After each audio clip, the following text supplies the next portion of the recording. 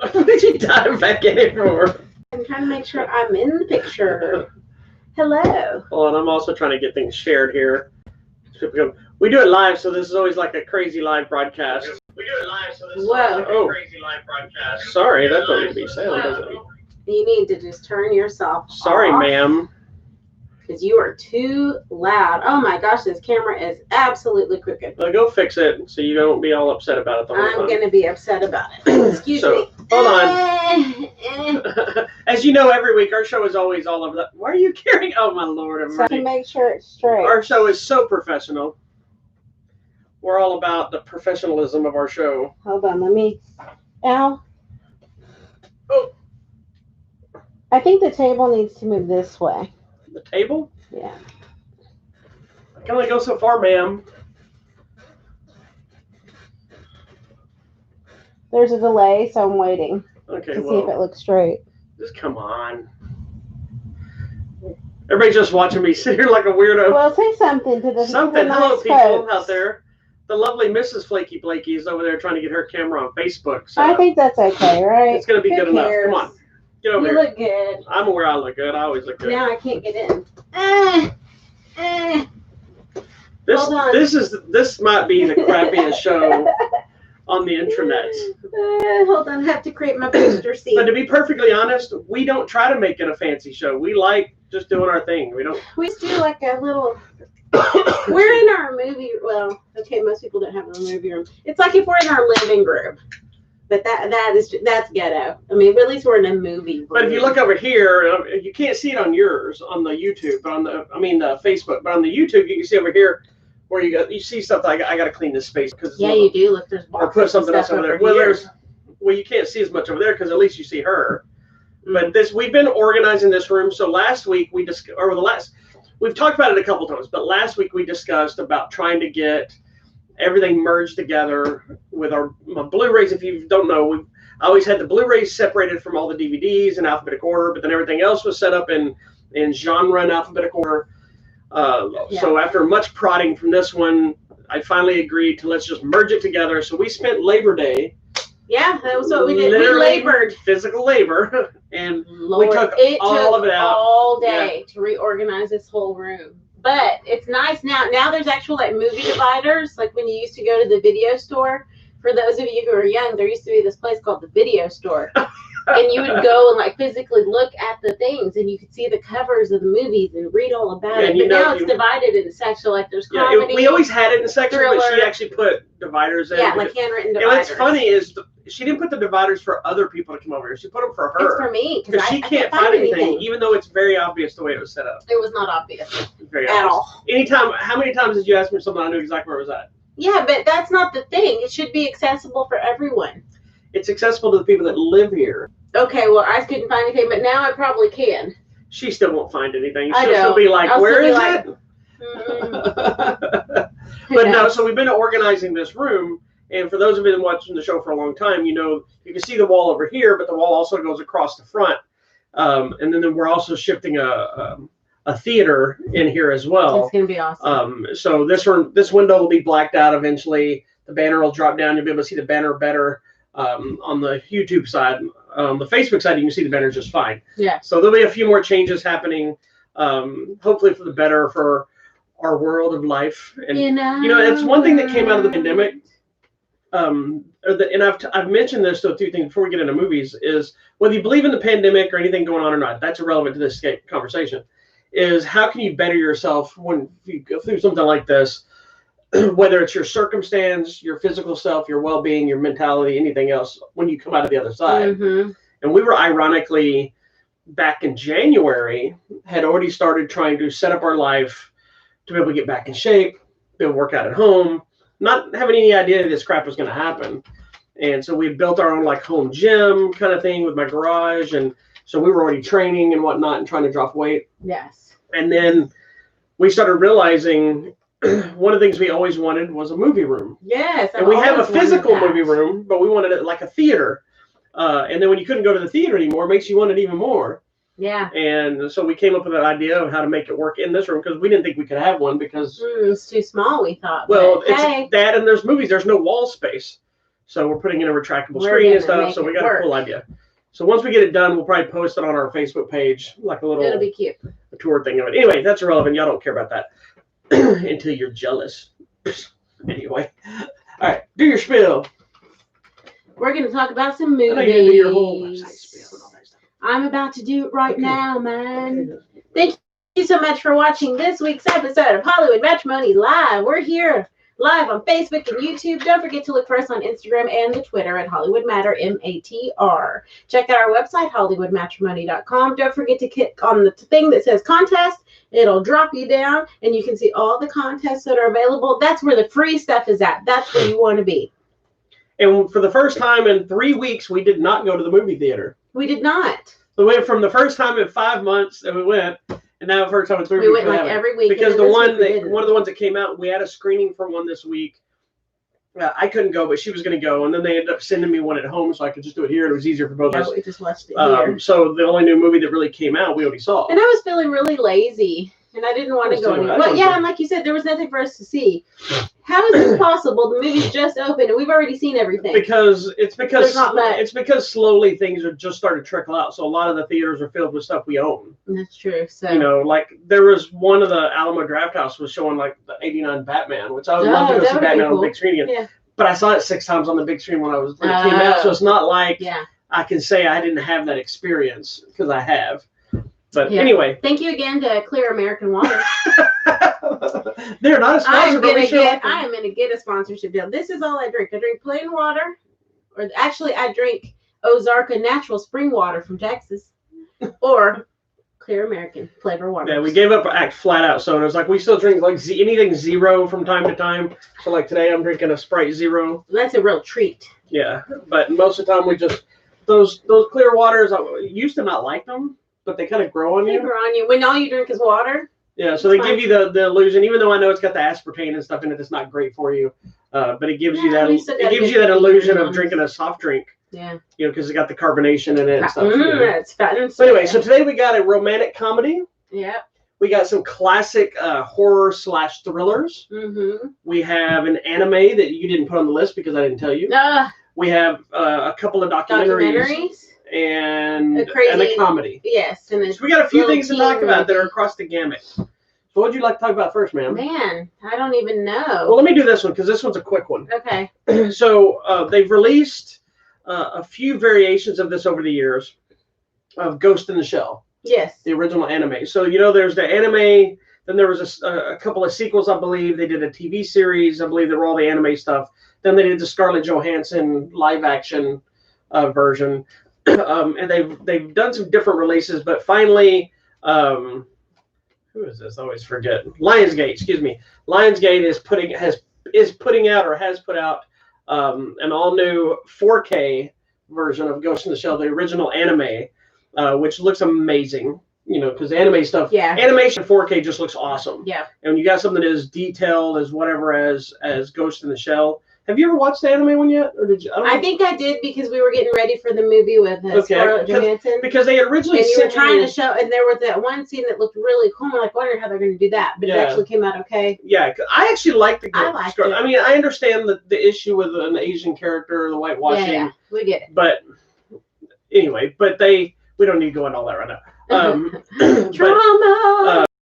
Because I have this on a steelbook edition of Blu-ray. Okay. So originally I was like, I don't really need this again. But then they sent me the 4K. I'm like, oh, this looks really good. You do need that. Yeah. So anyway, but it's obviously the same movie. I don't think there's a ton of new bonus features.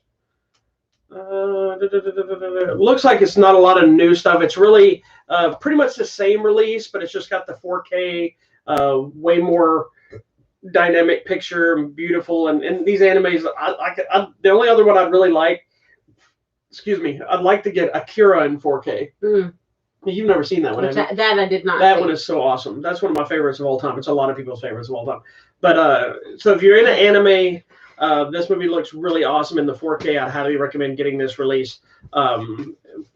If you don't like anime, you should watch anyway because it's a cool movie. Yeah, so it. We're keeping that one short and sweet because I'm not going to go full Ghost in the Shell. The movie's been out forever. You just need to like it. But this 4K release, and I really dig this cover art. It's just cool looking. It's like I don't know. Anyway, it's awesome. So let's talk about this, because this is kind of a big thing. Okay. And you only ended up watching one of the movies, right? Yeah, well, I've seen some. Okay. Yes. So also, this was a totally unexpected. Every so often, I get so much for review. The way it works for you non-press people, most of the time I get emails. Yeah. That say, hey such and such is coming out. This is this. You want a copy of this to review? Blah blah blah blah. And then, but every so often, they also send me stuff. One of the people that I'm in really good with is Paramount. Yes. Paramount and Warner Brothers tends to send me almost everything that comes out. And it's funny because Warner Brothers was the hardest one for me to get, and now I get almost everything. But Paramount was the first one to ever send me from the big studios. And I've been dealing from day one the same guy. Oh, that's amazing. By the way, because those people change a lot. Yeah, and he's been the same guy. He's also the one that told us that we're there again to hit him up so we can maybe do the tours or whatever. Oh, I would love But we were trying to do it when we were in LA the last time. It didn't work out. Yeah, that's okay. But, it happens. He said if we're coming back, let him know. Anyway, out of nowhere, I got this really cool set come out, and I'm not a massive fan, but I was just like, it being on 4K and then being classic films, I was like, you know what, this is pretty cool. But it's this Alfred Hitchcock Classics collection on 4K, and it includes 4 films of his iconic films: Rear Window, Vertigo, Psycho, and The Birds. Yeah. And now I'm fairly vocal in life. I don't know if I've talked about it on right. You are? Well, maybe I have talked about it here because we talked about the movie here, and neither one of us are big fans of It's a Wonderful Life. Correct. But I am not a big fan of Jimmy Stewart. Correct. Or James Stewart. And I'm going to say that I think it might be because most of my knowledge came from It's a Wonderful Life. I don't think I've watched a lot of his other stuff. Yeah. And it was probably a lot of the comedy stuff always making him wow, wow, wow, you know, that kind of stuff of him, you know? Yes. But I decided I was going to give it a chance. I had seen Psycho and The Birds. I thought I had seen Rear Window and Vertigo, but clearly after rewatching them, I never saw them all the way through. Yeah. But I dived in. I watched all 4 of them. I don't think you got to watch all 4 of them, but you've seen. I watched Rear Window this last week, which we'll talk about. I've not seen Vertigo. I have seen Psycho, I believe. Yeah, and The Birds. Okay. So here's the thing. I just remember The Birds because of the controversy of Tippy, what's her name, actually getting attacked by the mechanical birds. And they think it's because of that, and they said that part of that thing was because he had refused her advances. She rejected him. Yeah, she refused his advances, and she thinks that he purposely made him hurt her with the birds. But let's do this. Let's talk about Rear Window since you just watched that one, and then I'll do a quick thing to the other ones. So the only Rear Window. Oh, it wasn't even Rear Window, it was Secret Window. So never mind. I didn't. The one with Johnny Depp. Yeah. I always think that's a remake. It kind of is, but it's not at all. Yeah. But I was expecting it to be. Had you never seen it at all? I'd never seen it at all, but now I'm thinking there's a play. Oh, I'm sure there is. The whole thing's a stage production of it, but basically, Jimmy Stewart's his leg's broken, so he's stuck in his chair at his apartment for 7 weeks. And so he's been spending the time looking out his back window, just seeing the neighbors. And like there's Miss Lonely Hearts. There's the couple that got married. There's the ballet dancer chick. See, and I thought the whole Rear Window thing was going to be about somebody that wearing like coveralls and the little thing opens up on your butt. You're so dumb. But throughout this, something suspicious happens, and he thinks someone's been murdered. And so it's basically him and his girlfriend and his nurse trying to figure it all out. But then you don't really know if anything's happened or not, or if they're just crazy people making things up. Because that's possible. So for a minute, I thought he was crazy. Well, what's interesting about the way the movie is designed, and let me tell you, I enjoyed the movie. I did too. And I enjoyed Jimmy Stewart in it, and I'm not a fan. Look at that. You know, but his everyman persona really works. Yeah. And I give him props for also doing that entire movie, sitting in a chair. That had to suck. Like, I mean, you can say, oh, people that are crippled and all that, but somebody that's not and has to have that cast on, so he's got to sit there with one leg sticking out.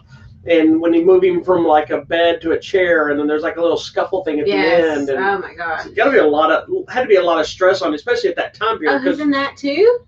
Yeah, he's. Oh my goodness! Okay.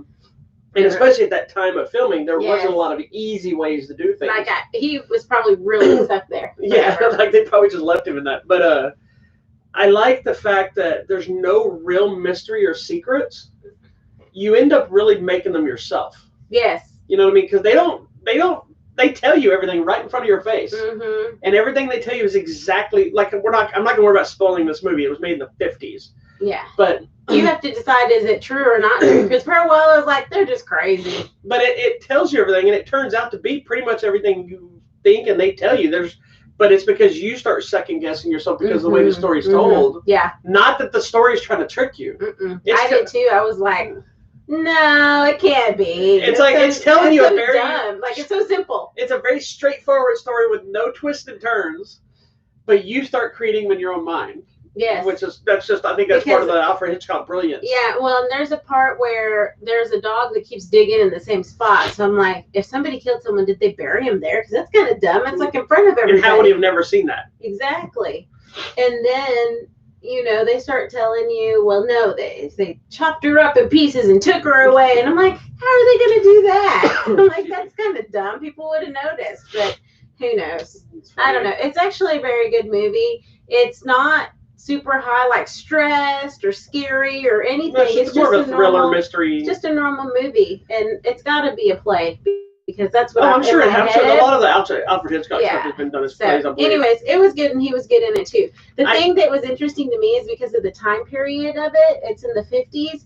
Like his girlfriend was there late one night, and she can't stay the night. That is inappropriate. So those kinds of things. Well, it's also that time period of the way acting was done and the way, like, I love these old films where it looks like you're on a movie set. You know what I mean? It doesn't. There's no secret that looks like a real city. Yeah. It looks like you're on a movie set of buildings and they're shooting it, and to me that makes you feel like you're watching a movie. Yeah. But you still buy into the story despite knowing that this alley goes nowhere, and this, because it's. Everything about the windows and the way it's all laid out, everything is too perfectly placed. Yes, where you can just see into everyone's room. But that's how Hollywood was set at that time. Yeah. And I think Vertigo is the same way. Yes, tell me about that, because that I've not seen. And that's Jimmy Stewart again. Yeah, Jimmy Stewart again. Is there a lady in that? Because this one, there is a lady in the movie. Was Grace Kelly and Thelma Ritter. She's always that kind of tough lady thing that shows up. Okay, tell me about Vertigo. Was one again. The Vertigo Rear Window. I wasn't sure if I'd ever seen Vertigo. I swore I saw, but you know what I think? This is so dumb. You know what I think I saw? I don't think it was Vertigo that I saw. I think it was the High Anxiety movie, which is a Mel Brooks movie. Oh my God. Because they both deal with that kind of, and I believe High Anxiety, if I'm not mistaken, is a parody of Vertigo. It's the Mel Brooks movie. Okay. So if I'm not mistaken, look up High Anxiety. I could be making that stuff up. Sorry. But anyway, Vertigo is basically the story of a detective who is hired. Mel Brooks. Okay. Who's hired by a guy. He's a retired detective. He had had an injury or whatever. No, it's just a little bit different, but it's a fear of heights thing. So that's it. I'm just saying it's not the same thing. But anyway, he was a detective. Or was he a photographer? No, I'm trying to remember now. He's an former detective. Whatever. Former police detective. Yeah, and he goes into retirement after this big incident thing because he has a vertigo thing. He almost falls off this building. And so it kind of starts off first him trying to, again, he's got this another girlfriend. She's an artist. And he's trying to get over doing that. He's got a cane because he's got a little bit of a leg injury. So apparently he's got a leg injury in every movie And what's interesting, these could have been the same characters. I was posting in one of the reviews I wrote about, or in the review of this, they could have made this the sequel to Rear Window. And him being with his cane in the second movie after the broken leg. Yes, because he breaks his other leg. And the broken legs could have caused him to have the vertigo, which caused him to fall and all the issues. And it would have made a really interesting ongoing thing of the same detective type character. But in Rear Window, the guy's a photographer, so it's a little bit different. Anyway. Well, he was a reporter. Yeah. But, a field reporter. So in this one, he's hired, this guy's trying to figure out where his wife is going. It's kind of one of those things the friend is. So he doesn't know if she's having an affair. He doesn't know what she's up to. But it doesn't really make sense because she doesn't seem to know where she goes. And she says one thing, but then the mileage on the car is something else. And he even followed her, but then it shows more mileage. It doesn't make sense. So that's kind of what it is. It's a thriller. Trying to figure out what's going on. Murder, not a third murder, but a mystery. And he's, then there's this whole love triangle and trying to find it. But this one actually has twists and turns. This one has unexpected stuff. Okay, good. I like Vertigo a lot better than Rear Window. Okay. Just because they're both great. It has again that same old Hollywood set style stuff. Jimmy Stewart, I will say that he's great in this one as well. But his love situations with relationships are always awkward feeling. It's like, when he's making out with what's her face in the first one, the captain in Rear Window, because he keeps wanting to look out the window while they're kissing. And Vertigo is kind of a similar thing, where they just awkward. I don't know if it's that time period, maybe. And that's like Jimmy Stewart. It's Stewart. That's what I did. Anyway, but Vertigo I really dug. It does have it's more of a thriller as well. It has a lot more twists and turns. It's beautiful to look at. I think you'll like it too. I think you'll like it a lot better. Okay, than that I'll first watch it. We'll jump into the Birds first before we go back to Psycho. Okay. The Birds I had seen, but I've only seen it once. I've seen it once many years ago. The Birds is really boring for the most part. Yeah, it takes a while until the birds attack finally, and it's like the last half of the movie. Yeah. I will say that once all that happens, it is mentally terrifying because they're normal birds. Yeah, normal. And it makes you like, oh Lord, if you go out to the beach, you're in trouble. Some gulls are gonna come and steal your kids. And the sequence where the birds come in the house and they're attacking everything, and then they're dead everywhere. Like that was kind of a different twist on a Hitchcock movie because it was kind of more of a monster / natural disaster film. Yeah. Because it's monster in case of you're using an animal. Animals attack. But I liked it. I always liked it. I thought it was good. Again, I don't think I'd ever seen the Birds. I'd seen it, but I don't think I'd ever watched it from the beginning to end. I think I might have just seen all the bird and stuff. Yeah. Because I didn't remember half of the beginning. And I'm like, it takes forever to get anywhere. And I'm just like, and all these movies are like 2 hours. And they're not fast at all. Like they're all just kind of like a steady pace. I mean, and you just got to sit into it. Be ready. I think one of the reasons he's, despite his personal issues, he's clearly one of the greatest filmmakers of all time because he builds characters and then he builds the suspense and then he builds the story and he doesn't leave a lot to question. Even like in Rear Window that we talked about, that it's very straightforward and says this is what we're doing. You still don't know. You're still invested in whatever's happening. So Psycho I have seen hundreds of times. And it's one of those movies that scared audiences. It was terrifying everybody. I know my mother is terrified of that movie. Really? It really freaked her out as a kid. Like she was kind of like Jaws for a generation where she didn't want to take a shower. Jaws, a lot of people didn't want to go in the ocean, Well, I wouldn't go in the ocean anyway. So what is your thoughts on Psycho? I'm sure that I like Psycho, and I think that one, at least to me, is like a scary movie or a creepy movie because you don't expect that, and you don't expect that it's him throughout the whole thing, and that his mom is not even really there, and that he is a little psycho. Like you don't expect that until it happens. And it's in the title. Yeah. And you don't, but Psycho is considered one of the earliest, if not one of the first slasher flicks. Yeah. It also, most people don't really think about it, and I never did for the longest time. It also deals with very early transgender situations with him cross-dressing. Yeah, but it's also, what's the thing when you deal with like dead multiple personalities and having the dead body? Yeah. I mean, was he doing anything with her? No, I don't think that. I think I don't think it was a sexual thing. I think it was just straightforward. That was his mother, and he was hearing voices, and he had the multiple personality disorder, and that body was the embodiment of her existence. And dressing up like her. Now, what's interesting about this release that makes Psycho even cooler is when Psycho was released, it took a lot of flack because it had nudity, it had violence. Yeah, it was, for the time period, I'm sure people were like, no. And the movie we've seen for years and years and years is not the movie that was released in theaters.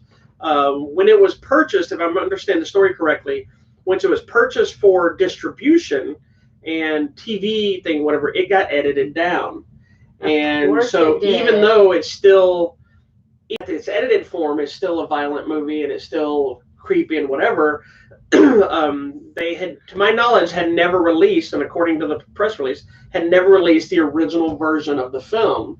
This has both versions, the one that people have been watching for years, and the original uncut version, the way it was debuted in theaters originally. I want to watch that. Yeah, it's a little bit different version of the film, but just more. And the thing is, though, is because we're so watered down mentally, desensitized. We may not even notice the differences. Yeah. Because we watch things like we like to talk about I Spit on Your Grave all the time. Yeah. And as horrifically horrible that movie is, on a terrifying level of the rape and the abuse, whatever, it's nothing compared to stuff we see now all the time in movies. True. You watch it, you're like, why is this a problem? Oh, it was. Again, you got to remember when it came out.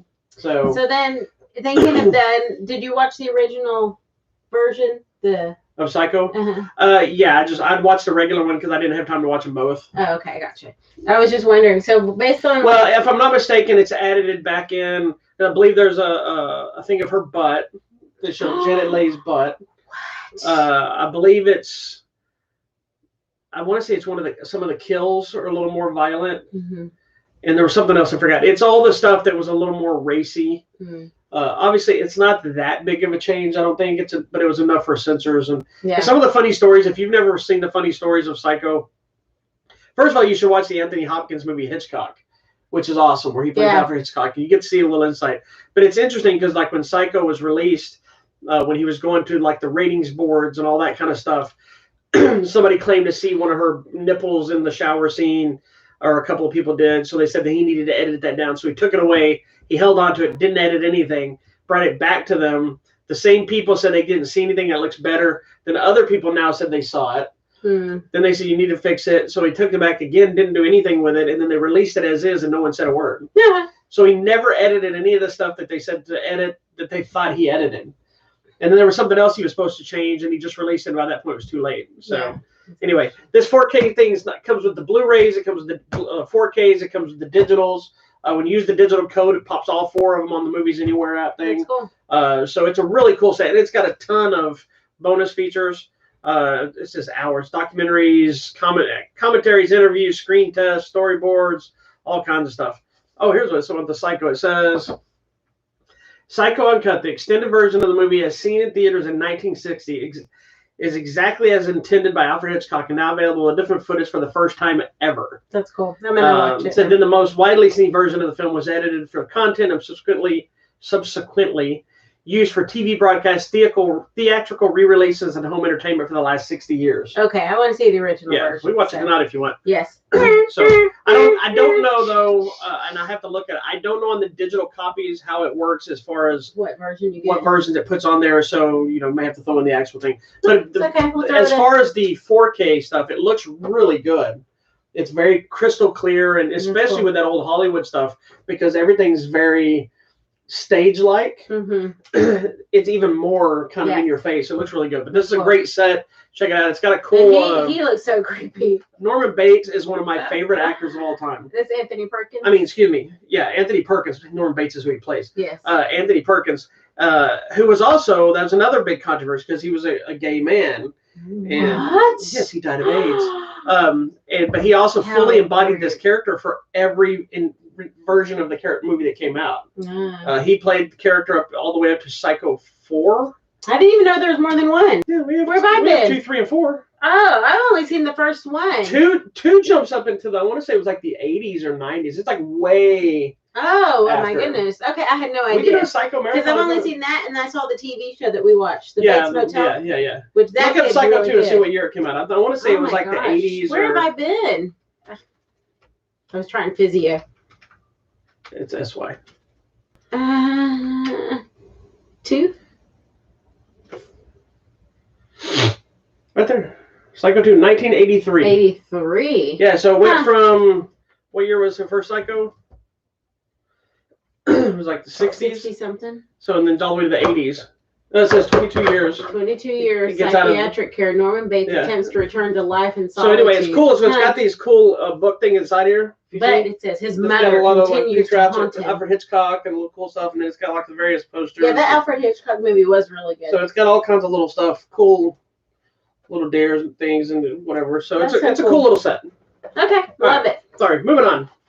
I didn't think that was going to take that long with that one. No, but that's okay. It was good. All right, what else we got, sister? I think some stuff. We don't need this anymore. All right, so I watched one of those horrible little teenage dance competition movies on Netflix because I love them, and it knows I like to watch like Center Stage and Bring It On and all these things. So it recommended this movie called Work It. You got to work it, girl.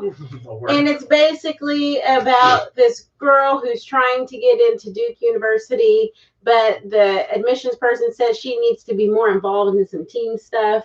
And so she tries out for the dance team, but she actually can't dance. So she's like, I'm going to start my own dance team. Of course she did. You know, amazingly throughout the movie, she can suddenly dance really well. And she falls in love with the choreographer. And it's just one of those teen movies. It's called Work It. It's available on Netflix now. I liked it. If you like any of those dance little movies, you're going to like it. What if you don't like any of those dance movies? Then you probably don't want to watch it. Fair enough. So there you go.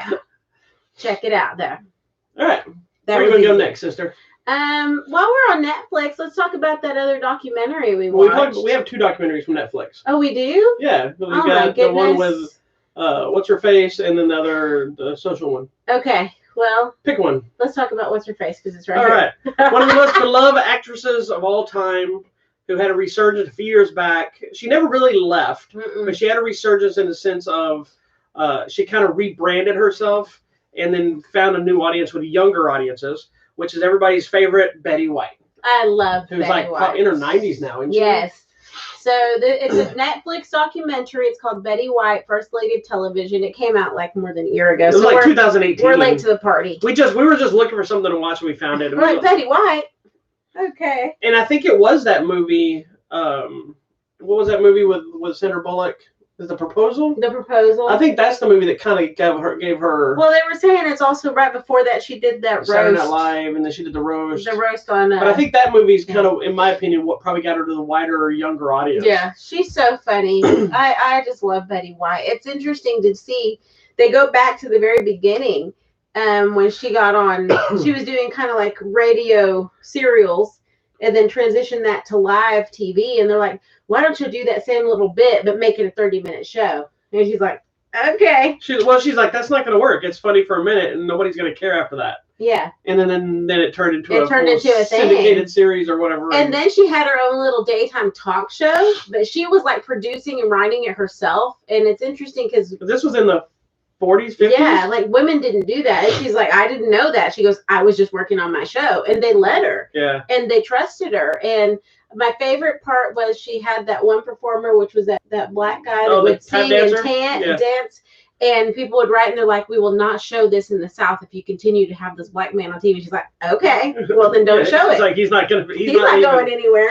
And they interviewed him on here. He's a sweet little old man. What a cute little man. Yeah, I was surprised how many people were still alive that were working on some of that older stuff. Because you know what? Not that they shouldn't be alive, but that's so far back. You know, a lot of them. She's 90, so that means he's got to be in his 90s too. Because he was a young. Well, he was probably younger than her. Young 20-something little singer and dancer.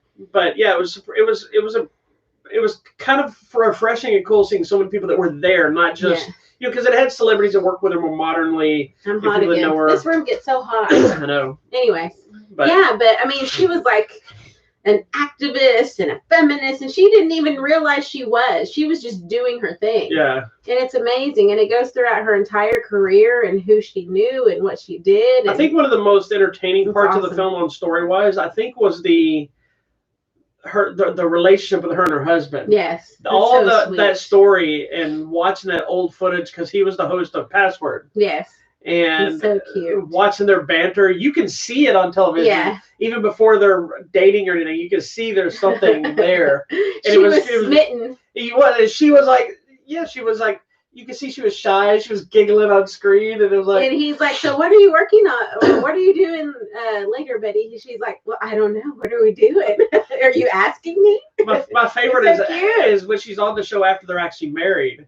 And she's like, he goes, so we'll see you next time. He goes, what are we going to do next? And she's like, you're going to take me home. And he goes, yes, I am, Mrs. Linden. Oh, so sweet. Oh, they were so sweet. And she still talks about him so fondly. And yeah, so they go through her Saturday Night Live stuff, which I think is really also brought her to an audience, because Saturday Night Live is a big one, you know, for younger people.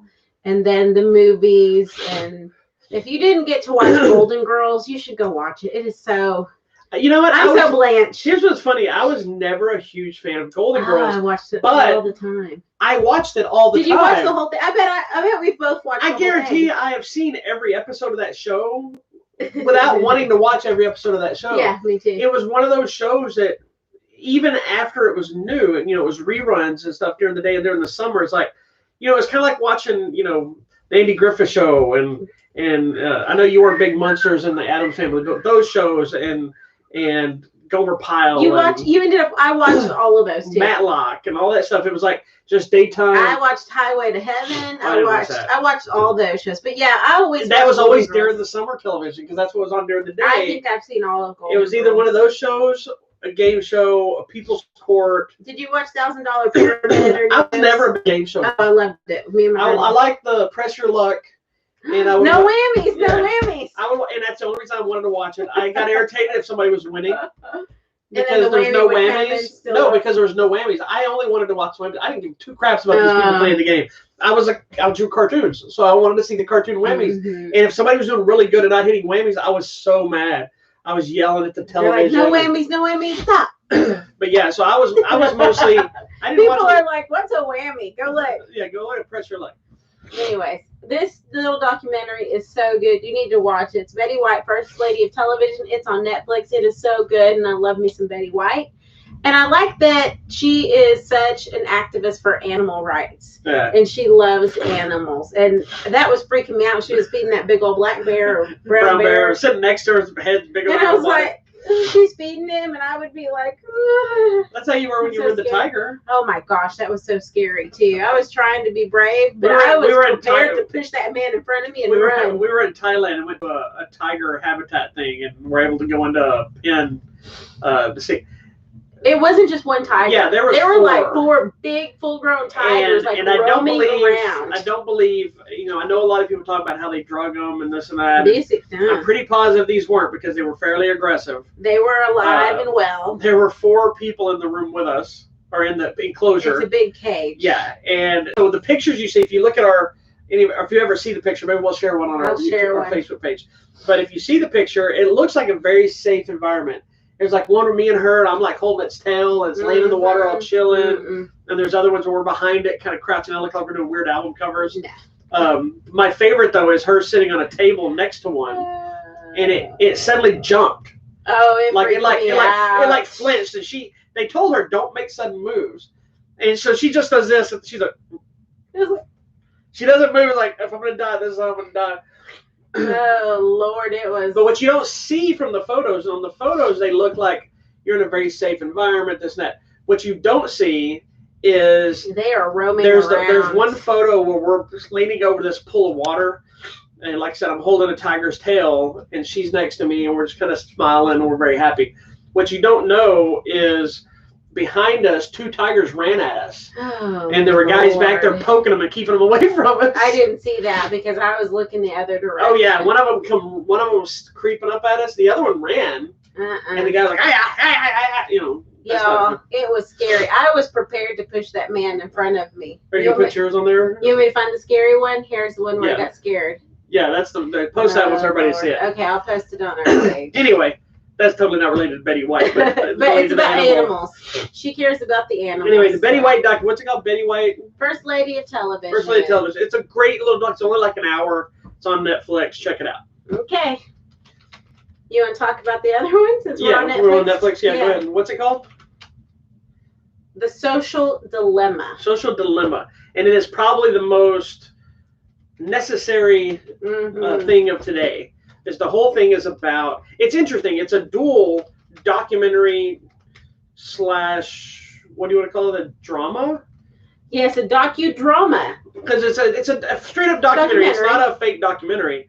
It's a straight up documentary, but then it has elements of actors playing out a storyline that connects with what the story of the documentary is. It's very interesting the way that it wasn't really necessary.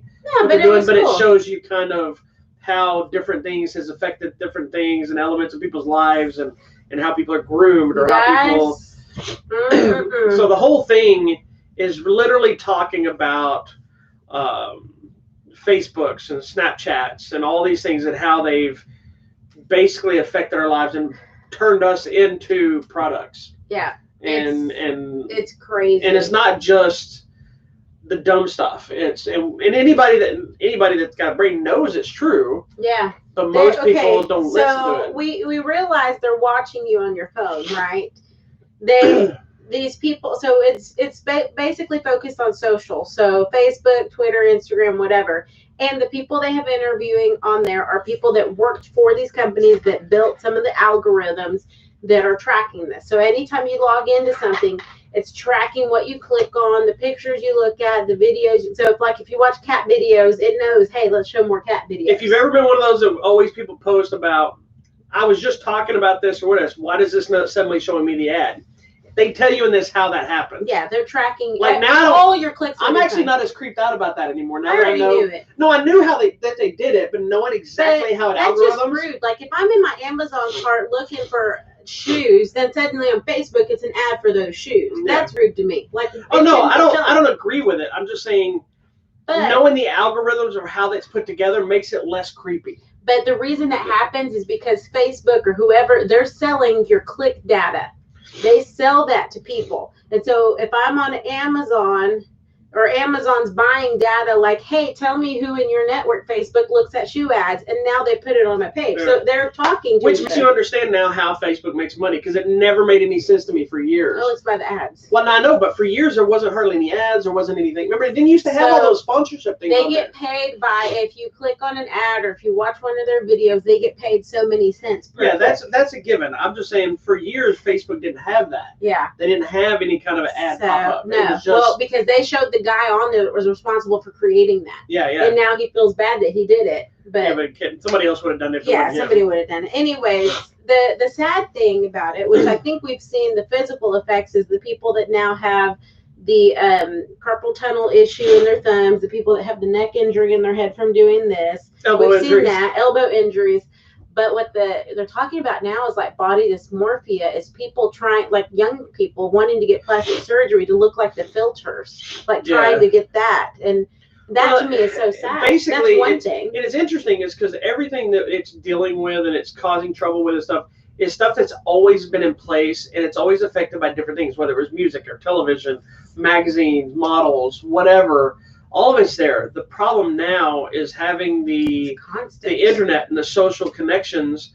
It's not a social connection anymore. So Facebook and MySpace and all these things were supposed to be about people connecting, like friends you hadn't seen in years, and family, or be able to show you a picture while I'm on a trip right away.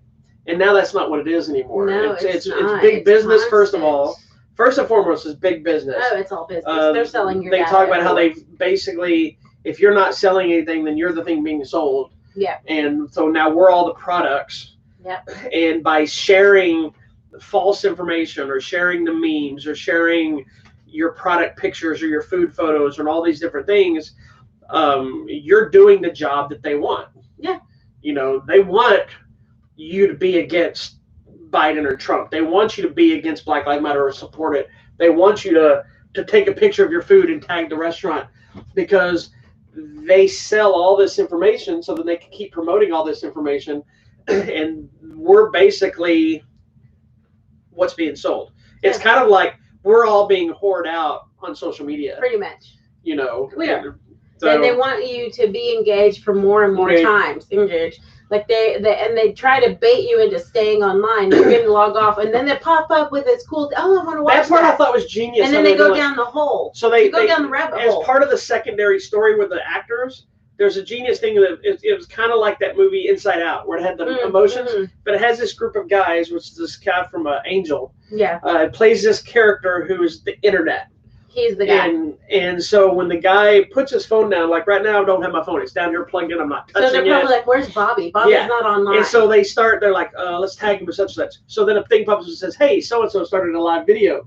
And they go, that didn't engage him. He's like, okay. Oh, look who's over here. And they're using what he sees in his things and okay, look, he looked at this last time. He's going to like this. And then eventually he sees something, goes, oh, they're like, oh, good. Ooh, we got him back. Yeah, that's what it's doing. That's how the phone's working. But the sad thing, though, too, is the statistics behind what's happening with online bullying, obviously, because that wasn't a thing before. It was just you were bullied at school, maybe. Yeah. But now it's constant. You leave school and you are constantly bullied. That you're attacked once you leave. You are attacked. And then, so that's one thing. So the levels of anxiety, depression, suicide rates among young people has skyrocketed like never before. It's real and it's out there. And they showed that like the line was kind of steady, and then in 2007 or whenever it really took, it was like yeah, there wasn't a gradual growth. No, it was up. immediate, because the secondary story with the actors is there's this one little girl. And she just feels like crap all the time because she's trying to do something to get people's attention. Oh, she's taking they're trying to get more likes. She's kind of got big ears. Yeah, and so they're like, oh, what about those big ears? So now she's covering her ears all the time. And I mean, that's the thing, is like, you're out there trying to get approval that's not even real. Yeah. From it's interesting, and it's become a thing that's twofold. It's like, and I'm guilty of it just like anybody else. It's twofold. Is people get entertained by the crazy comments, but then they're also super mean, because you don't always think about how it's affected. Like, you take somebody somebody takes a bad picture. So if somebody takes a picture of me looking just super gross and fat, but they put it to make fun of somebody else, you may have made fun of this thing, and all you're thinking is, I'm making fun of this friend of mine. Yes. But now you've made fun of me too. But you remember you showed me that video where the people were showing, like, here's going to be your new teacher at school. One of those ladies was like, please stop using my picture. Yeah. Like, it really, like, it messed her up, because they used one of her pictures, and she's just this innocent lady. And you don't think about it at the time. Like, that's a real person. We watched the video and we thought it was funny, but then you think about it after the fact, you're like all those memes of the little girl doing this thing, and then you think about, well, how does that little girl feel now? Well, did you see the adult her? Yeah. But yeah, you don't know. People turn into memes, and like, she's like, please, internet, stop using my picture. Oh, so sad. Yeah. Oh, anyways, you've got to watch. This is a must see. Please watch it. Please get your kids to watch it. It's not something too that you're going to get information that you didn't know. No. So don't go to it and then come back being like, oh, I already knew all this. It's different, or at least for me, is I know all that too. When you have somebody telling you. But when you see how they're calculating the algorithms. It makes you like I posted the other day, for anybody that knows that now you'll know why I decided to step away from, like, because we run this website and I have an art site and I run a martial arts business, I have to have social media, because that's part of promoting stuff. But I've decided to step away from, I deleted a game off my phone that I realized I was playing all the time. And I don't even like these stupid games. Like, I haven't played them for years. I downloaded one because of an ad. And I'm like, my brain had too much going on, so I downloaded the game, and I was thinking, I'll play it at night before I go to bed. And for like the first 2 weeks, that's all I did. Is late at night, I played it for like. But then they start baiting you to come back. Well, it wasn't even that. It was myself. I know, but they're like, oh, you have an hour whatever bonus. See, they do it on purpose. Yeah, and then eventually I was just like, as soon as that movie's over, I was like, no. So I deleted the game, so I haven't played it in 4 days now. And how do you feel? The thing is you start realizing how much time you were spending playing that stupid game. Yeah, I know. You know, I do it. And the same thing is I've stayed off Facebook, except for, like, I still talk to people via Messenger and stuff, but that's because I'm talking to somebody I know. Yeah. You know, but I'm not posting personal stuff. You know, like I shared I shared a message about my martial arts instructor because it was his birthday, but I shared it on my martial arts page, and I shared out on my other thing. I shared a memory from my martial arts stuff. So anything that's involved in that, I'm going to share.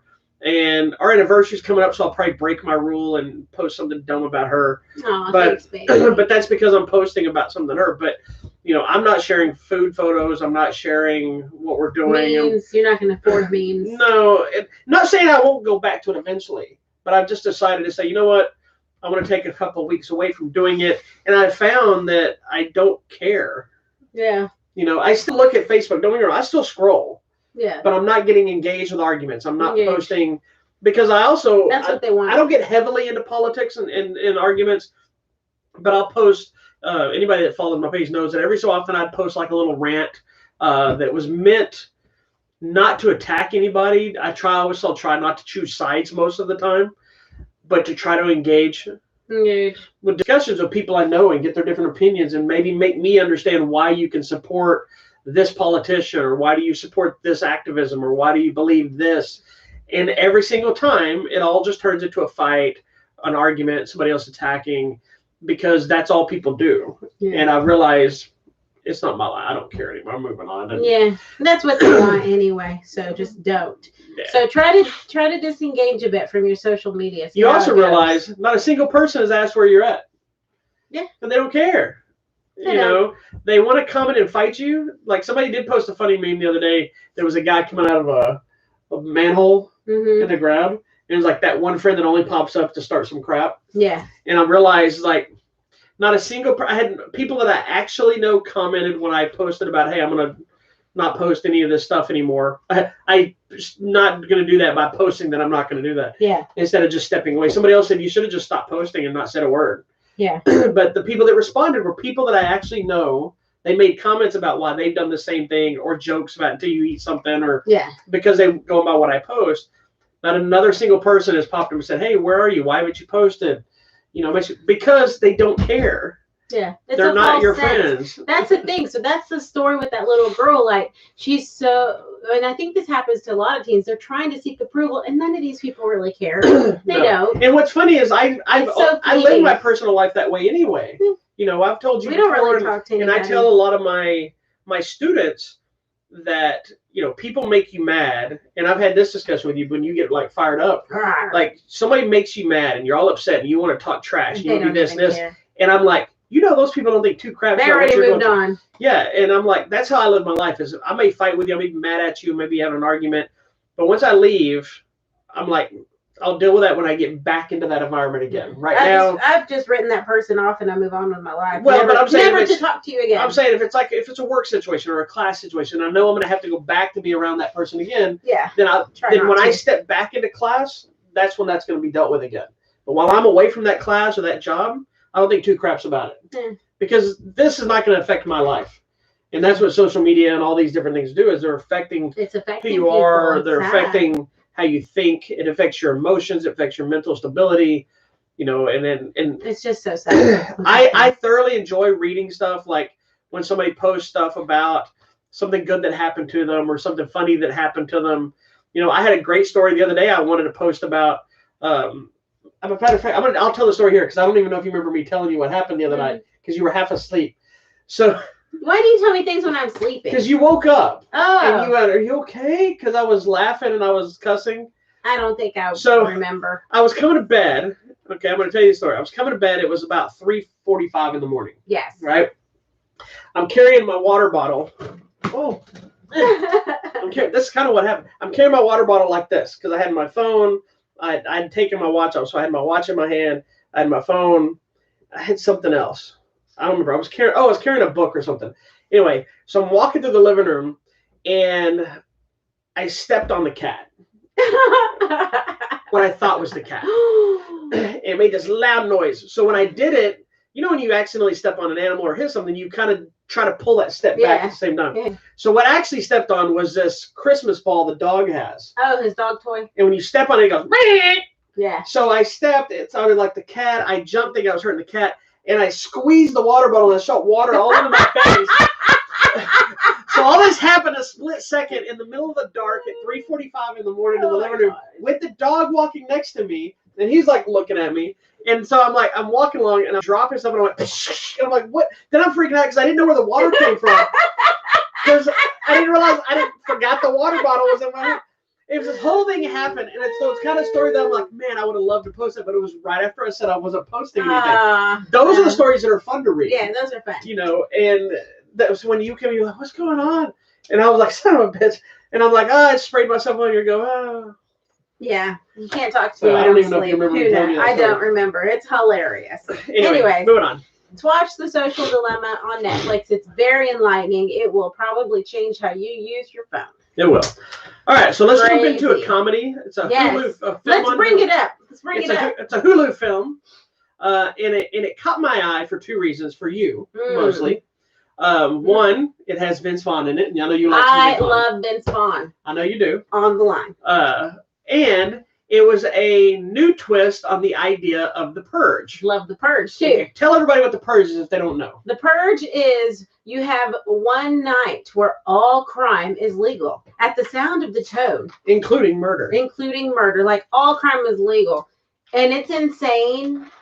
And it makes me kind of scared that it could actually happen. But basically, that's the premise of the Purge. She was a big supporter of the Purge until more recently, and she's gotten a little backed up a little bit. It's when those people started trying to do the Purge against the police, and I was like, okay, we're going a little bit too far. That's the problem. But somebody always takes it too far. This version of it's called the Binge, and it's basically where like one night of all drug and alcohol use is legal because in the future there is none. Yeah, they outlawed alcohol, drugs, everything has been officially outlawed, but they have one night, but it's only not even night, it's only like what, 7 hours or 4 hours or something like and when the sun goes down till 7. And I think all ages can drink or whatever. 18 up and up. Is it 18 up? 18 okay. and up. Because law still is in effect. Yes, so you can still get in trouble for drunk driving or committing crime, but you can party. You can party, but you need to be like in a stationary place and just do your thing. So it's an interesting way that it could be done. This is something that could actually work and could benefit. People would still die though. They would, but it could benefit the world because there wouldn't be as many drugs and stuff because people could party. But we all know that's not going to happen. Well, see, that's the whole idea with the Purge is you get it all out on Purge night, and then there's no crime throughout the rest of the year. The problem with that is the difference between the Binge and the Purge. The Binge is a comedy. We'll get into that. The difference between the Binge and the Purge is yes, there can be bad things that happen from the Binge, but not as many overall long-lasting effects. I know, because your idea, his thought on the Purge is like, if I go kill someone, then they're going to spend the whole preparing to kill me. Their whole people's going to be coming to do some revenge attacks. Because my thought is, if somebody does something to me, I'm going to spend the entire year training to kill somebody's ass. You know, and I'm going to come out of this like a beast. Well, and then it's an ongoing the other cycle. thing that you see throughout the evolution of the Purge movies is how they were systematically going to your lower income areas to wipe them out so that the following year, now there's no more people on government assistance. You know, it's funny. That's only in all the ones after the first one. Because the first one's just that one people at home and the one guy.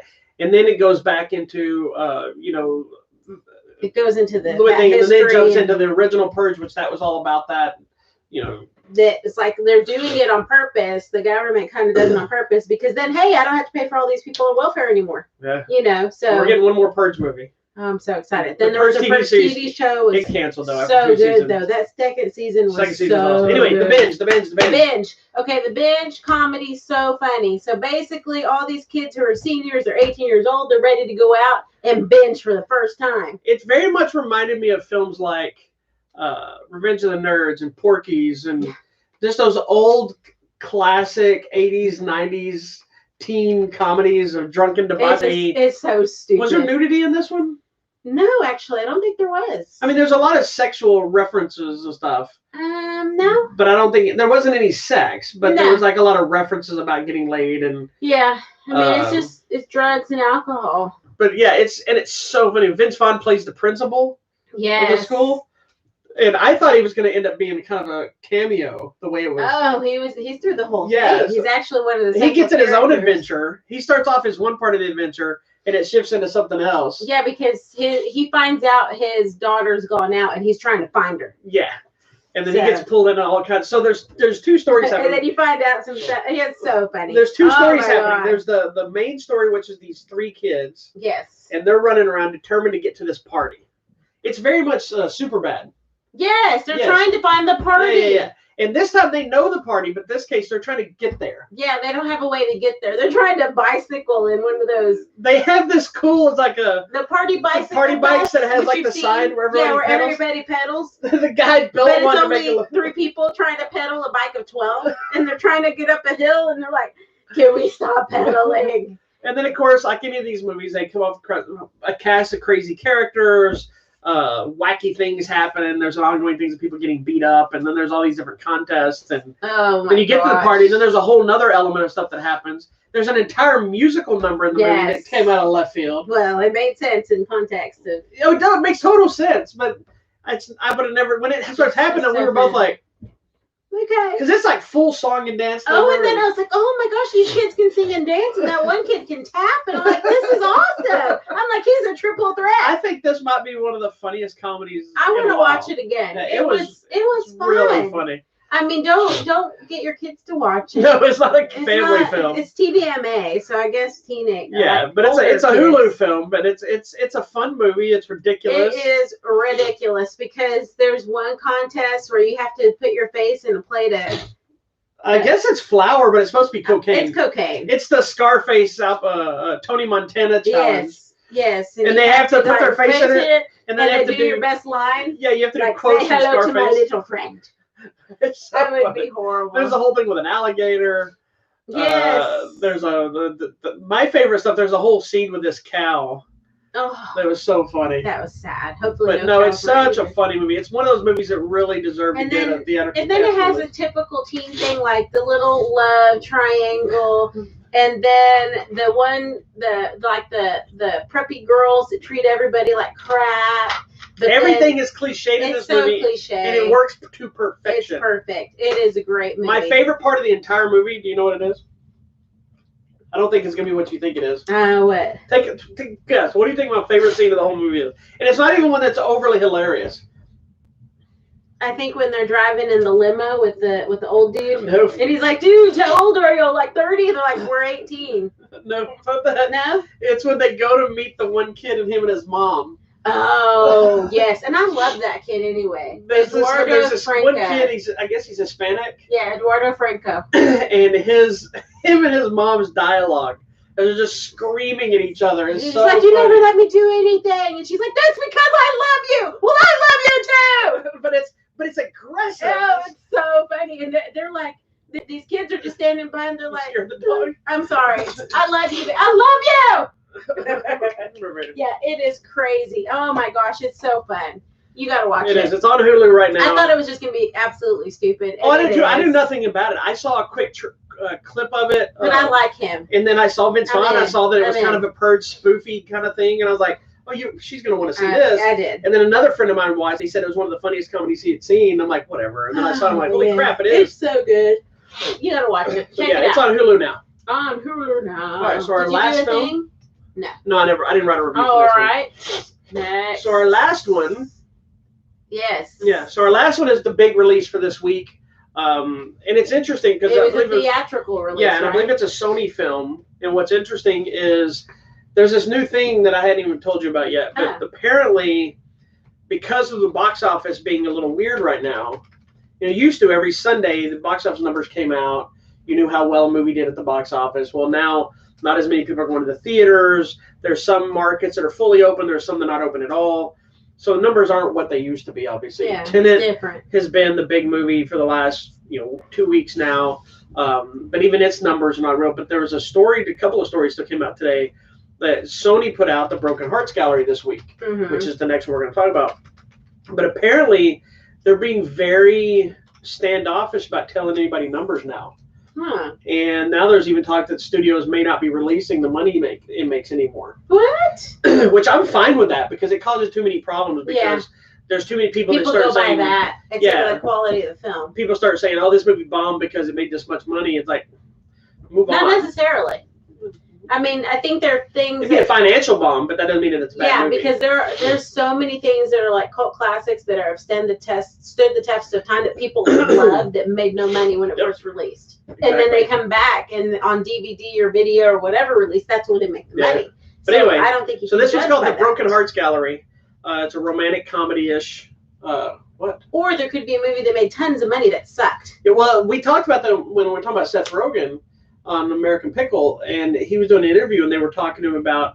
What's your most popular movie? He looks at the box office. He goes, "Well, my most profitable movie of all time." He goes, "I want to do movies that I think people are going to remember and talk about." He goes, "My most profitable movie I have ever made is Green Hornet," and no one talks about that movie. Right. Everybody forgot about that movie. Everybody liked Pineapple Express, but didn't make a lot of money. And those necessarily. They made good money, but they didn't make $200+ million. Yeah. So there you go. So sorry. It doesn't matter. Yeah. Broken Hearts Gallery. Broken Hearts Gallery. Tell us what it's about.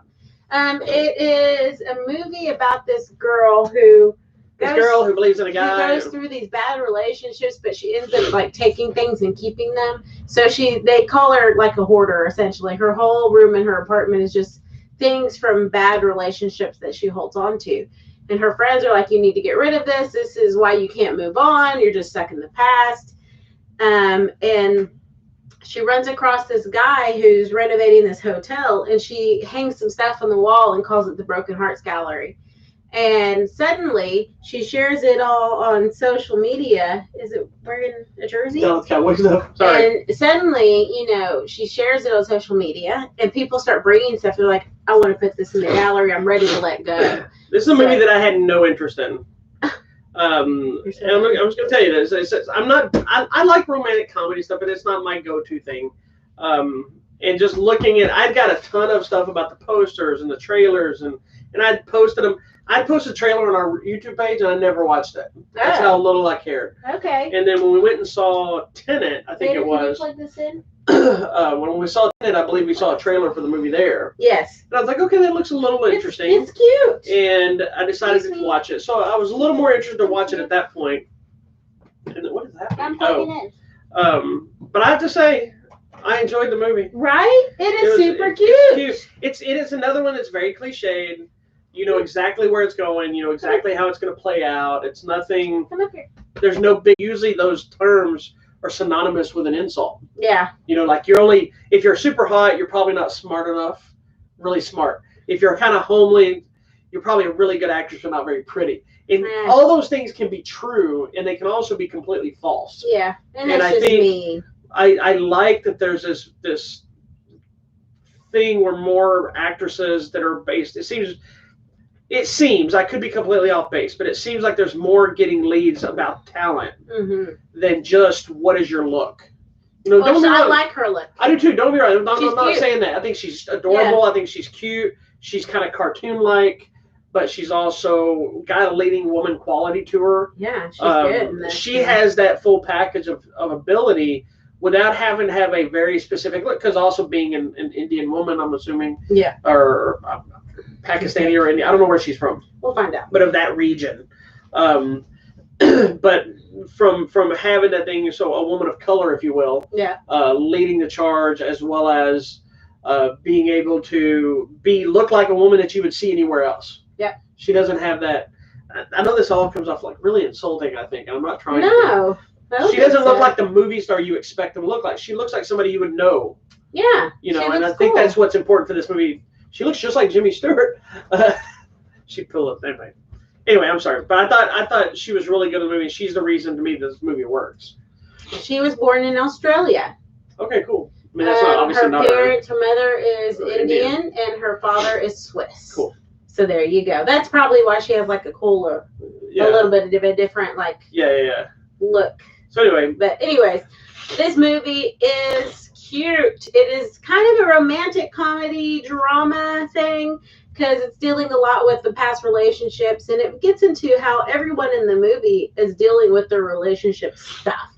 It's not just her. It's her friends. It's this guy she meets. I think my favorite is that one boyfriend that never talks. One of the girls she lives with has this boyfriend that never talks. I think I must have missed that at some point. Was that one of their boyfriends? Yeah. I thought he just lived with them. He did, but he was one of the boyfriends. Jeff. He was still with them?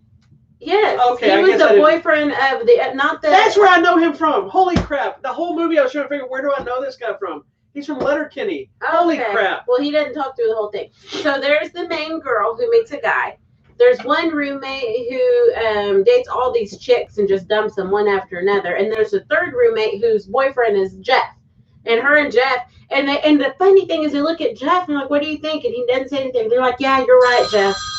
Like he said something and he never says anything. Sometimes it's just a look, or sometimes he's like, because he's always on the phone. And then at the end, he finally speaks. And you're like, what? It was a very Silent Bob situation. Oh my gosh, it's so funny. But now it's killing me. Oh my god, the whole movie I was looking at me, I was like, I know this guy from it's that guy. He's like one of the main characters of that show. Oh, now to me this was cool. Oh, Bernadette Peters is in this movie, you guys. Okay, if you're probably younger than what, 30, 40 maybe, you probably won't know who Bernadette Peters is. She is actress of stage and screen. She can sing, she can dance. She did Broadway, and she plays the trumpet. And I think that's why my mom was in love with her, because my mom always. Your mom was too? My mom has always wanted to play the trumpet. But we know her from some stage shows. Well, I know she's been nominated for like a buttload of Tonys. Yeah, for Broadway. I mean, that's what I know her from mostly. So, anywho, I loved her. There's some funny things. There's some, like, it goes through your typical breakups and relationship issues. Got the friends that aren't really a relationship, but they're just friends, and there's a budding relationship happening. And then there's the guy that dumps you and treats you like crap, but then suddenly wants you back, and you're like, oh. She's always dumb when they go back to him. And then you're like, oh, he's probably coming back because somebody else dumped him. Who knows? Anyways, It's all that. And it's dealing with all of this. So it's actually very relevant. One of the things that it made me think, I think I wrote in the review too, was her friends showcase like that perfect bonding situation of how they got each other's back. Yes, that one. Because like the opening of the movie sets that exact relationship up to perfection, because she comes in, she's upset, and her friends see her when she comes in and she says her phrase. They know immediately. The guy gets up, the boyfriend guy, he just leaves the room and goes to the other side of the door because like, I can't be a part of this. I know I'm not welcome here right now. The other girl, she sits down on the couch. They cover her with a blanket, bring her snacks. Yeah, they bring her some chips, a bottle of ranch dressing, a remote, this movie, some tissues. Like they're ready. It was like the whole breakup depressed package. Yes, they knew what to do. And it's like, but throughout the whole movie, they're like that. There's even a point where this guy comes back and they just sit down and start attacking him. Yeah. So it's like it makes friends. It makes you sit and wonder, say, do you have those friends in your life? Mm-hmm. Like, because you're watching, you're like, man, those girls got her back. And you're like, but do you have those same people that got your back that same way? That's interesting. That's a good observation, babe. You're so smart. Anyways, check it out. Broken Hearts Gallery. It's in theaters. It is, like I said, it is. And I think can you watch it on the line? I'm assuming they probably have. I don't know. Offhand, but I'm assuming the way everything is right now, they go check it out. It's good. But it is. It's a cute movie. Like I said, it is cliched, so it's not like it's a surprise where it goes and how they get there. But it's just the execution, and she's great in it. I hope to see her do a lot more stuff. There you go. That's pretty much it. All right, what have you got? Oh, is it my turn? It's your turn. This week the Blu-ray stuff is kind of light. It's not a ton of stuff. They are releasing 21 and 22 Jump Street on 4K. They're obviously movies that have been out for quite a while. They're putting out a movie called Weathering with You, which is an animated, I believe, one of the Studio Ghibli movies. I could be wrong, but I think it is. Shout Factory's putting it out. Shout! Becky is getting a Blu-ray release, which we really dug. I did like that. This movie, Kevin James plays this Nazi crazy person and fighting against Lulu Wilson.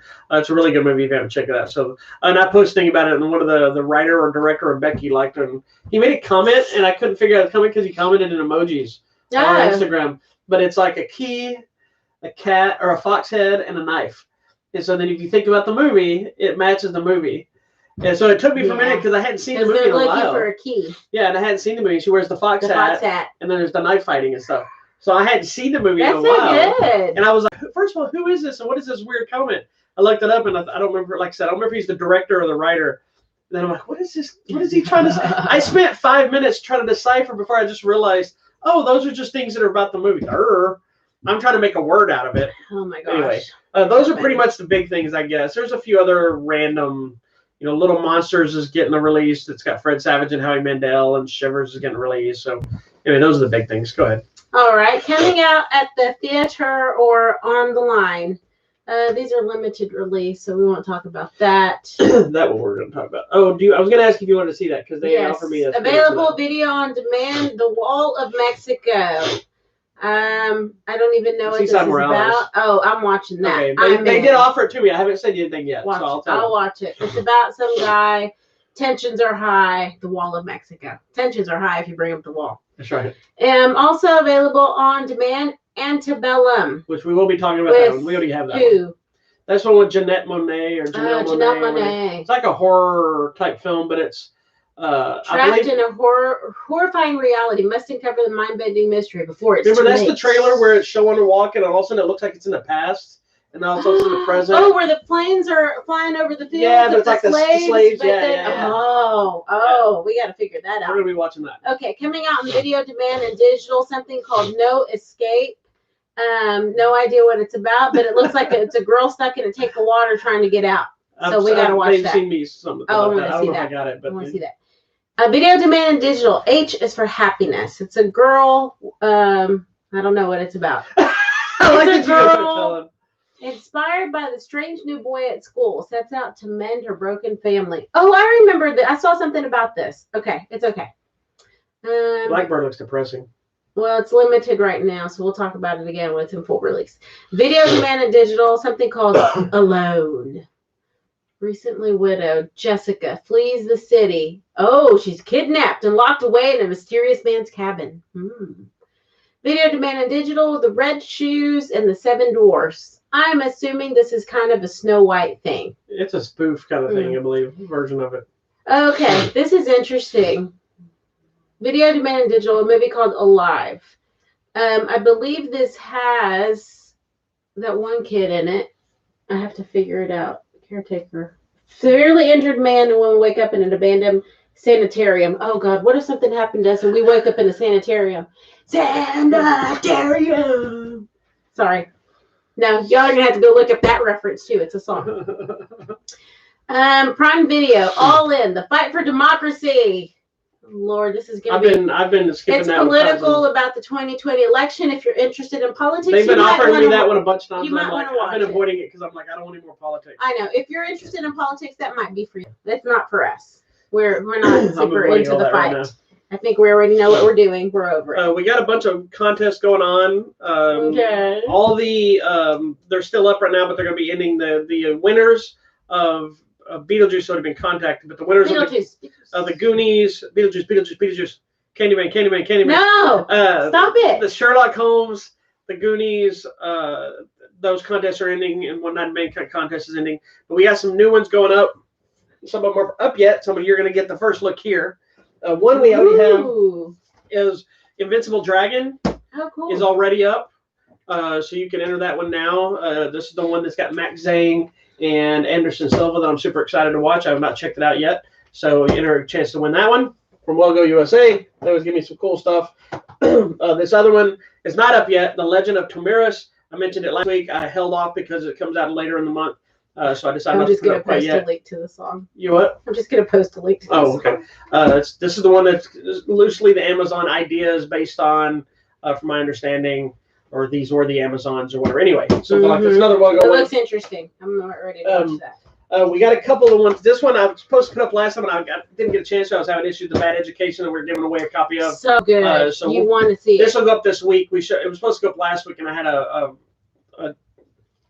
mess up in the thing, so it didn't post properly. That's Hugh Jackman and Allison Janney. Hugh Jackman. You want to see and it. Geraldine Vidswanathon that we just talked about. Geraldine is in this one. She's the reporter that breaks the story. She's right there. Yeah.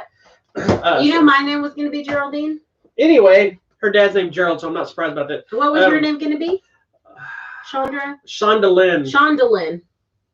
You were going to be an African-American female. Apparently so. Because that sounds like that Shonda Rhimes. Like, because at least yours made sense, because your dad's name is Gerald, and then your brother's name is Jerry. So Geraldine, at least, it's a psychotic loop of nonsense, but it makes sense. Shondalyn, I don't think my mom just had some brain damage. We're giving away a copy of that. I didn't even tell you I was going to the complete third season of Young Sheldon. I love this. Mighty Little Man. That's what she calls this show. I am a mighty So when it's on, she just like, I want to watch Mighty Little Man. It took me forever to figure out what she was talking about. I love this show. This show is so good, you guys. It is. So it is. Especially if you like Big Bang Theory. This is Sheldon when he's little. Yeah, so if you've never seen the show, it's a show that has no business working, and it works really well. It's a fun little show. And lastly, one that's not up yet, and a couple other ones are going to be coming up soon, is a 4K of Full Metal Jacket that I found out that this one is not seen. So we'll be, this is a heavy movie. It seems crazy. Who directed this? Stanley Kubrick. That's right. Oh, he does some weird things. But this is an awesome movie. I love it. But we're giving away a 4K copy of it. So be on the lookout for that. Most of these aren't up yet, so give them, hopefully before the next couple of days, all of those will be up there. You can enter for that. And like I said, there are some other big contests coming up that I already got confirmation, but I can't tell you about just yet. All right, there you go. Thank you so much for watching this week's episode of Hollywood Matrimony Live. Make sure you check out our website, hollywoodmatrimony.com. Thank you so much for watching us right now on YouTube and Facebook. Don't forget to find us on the Twitter and the Instagram. We didn't do any of our shows this week between Labor Day and everything else going on. We were being lazy. I don't know if I'm going to do an episode of Martial Art Movie Monday tomorrow because I have a heavy art deadline I'm in dead middle of, so I may have to ignore that. If I didn't have to teach classes, I could take time for the show, but I got to do the other stuff. And then I don't know what's going to happen. I may be too busy with art deadlines this week to do anything else. So we'll just see what happens. If I'm here, I'm here. If I'm not, I'm not. Okay. Get over yourself. That's how our life works right now, okay? That's how it is. Anyway. Stay safe. Be nice to one another. Yes, be peaceful, be loving. Let me out of here, buddy. Be part of the solution, not part of the problem. Not part of the problem. Peace out, children. Thanks so much for watching.